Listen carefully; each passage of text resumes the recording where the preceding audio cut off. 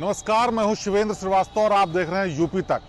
UP तक में आज मुद्दे की बात यह कि कृषि कानून को लेकर के जो किसानों का आंदोलन चल रहा है उसने कोई और बात अच्छी की हो या न की हो, लेकिन दो समुदायों के बीच की दूरियां पाटने का काम जरूर किया है। दरअसल करीब 72 दिन से पूरे देश में किसान आंदोलन चल रहा है, जिसमें तरह तरह के किसान शामिल हो रहे हैं। इसमें जाति, धर्म और मतभेद भुला करके तमाम लोग ऐसे भी शामिल हो रहे हैं जो एक दूसरे के पहले जानी दुश्मन हुआ करते थे। लेकिन इसमें सबसे खास बात यह हुई है कि जाट और मुस्लिमों के बीच जो सालों से दुश्मनी चली आ रही थी वो भी दूर होती दिख रही है। दरअसल साल 2013 के मुजफ्फरनगर दंगों के दौरान जाटों और मुस्लिमों में एक ऐसी खाई पैदा हो गई जो सालों साल से भरती नजर नहीं आ रही थी। वो दोनों लोग एक दूसरे के जान के दुश्मन बने हुए थे। भले ही वो भी लोग भी खेती किसानी करके अपना जीवन गुजारते थे, लेकिन मुस्लिम और जाटों के बीच दुश्मनी मुजफ्फरनगर दंगों के दौरान फैली और वो लगातार बढ़ती चली जा रही थी। किसान आंदोलन के नाम पर जब यूपी दिल्ली के बॉर्डर पर किसान जुटने शुरू हुए तो उसमें शुरुआत में तो हिंदू जाट लोग ही इकट्ठा होने शुरू हुए जो पेशेवर किसान थे, और इसके साथ ही साथ दूसरे समुदाय के लोग वहां पर नहीं जा रहे थे। लेकिन धीरे धीरे जब इस आंदोलन ने जोर पकड़ना शुरू हुआ तो मुस्लिम समुदाय के तमाम किसान वहां जुटने लगे। उसमें सिख, ईसाई और दूसरे धर्म के लोग भी शामिल होते गए और धीरे धीरे ये आंदोलन बड़ा रूप लेने लगा। उस दौरान उन लोगों ने आपस की सभी मतभेद भुला दिए और दुश्मनी को दरकिनार रख करके कृषि कानून के विरोध में एक साथ मिलकर आंदोलन करना शुरू कर दिया। दरअसल साल 2013 से पहले किसानों की यूनियन में मोहम्मद जौला नाम के एक बेहद करीबी महेंद्र सिंह टिकैत के हुआ करते थे, जो ज्यादातर मंचों का संचालन करते थे और मुस्लिम किसानों के साथ उनकी ऐसी पकड़ थी कि इस पूरे आंदोलन के दौरान वो हमेशा उनके साथ दिखते थे।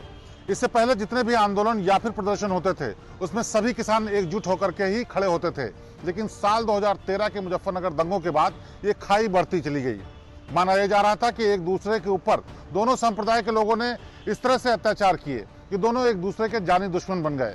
किसान लोग भी आपस में एक दूसरे के साथ किसी भी तरह के खेती किसानी में भी साझा नहीं करते थे। इससे पहले जाटों के खेतों पर अधिकतर मुसलमान लोग काम करते थे और इन लोगों के बीच में काफी एका था।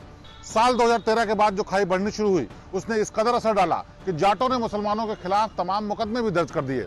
लेकिन इस किसान आंदोलन के चलते न सिर्फ एक दूसरे के करीब आ रहे हैं, बल्कि जाटों और मुसलमानों के बीच जो मुकदमेबाजी चल रही थी वो भी काफी हद तक दूर कर दी गई है।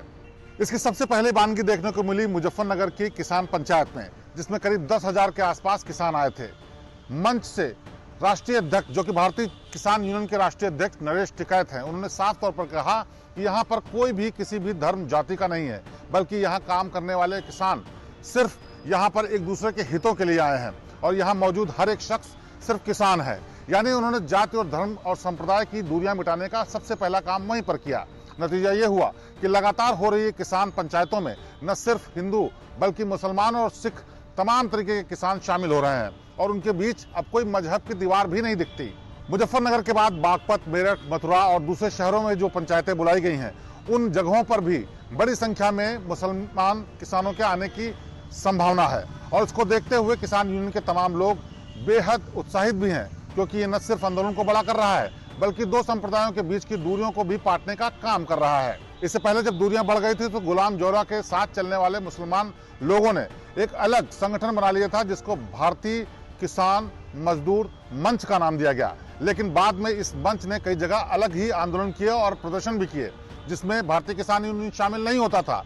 बावजूद इसके जब ये नया आंदोलन शुरू हुआ जो कृषि कानून के खिलाफ है, उसमें न सिर्फ सब लोग एक साथ शामिल हो रहे हैं बल्कि कंधे से कंधा मिला करके इन दूरियों को भी पाट रहे हैं।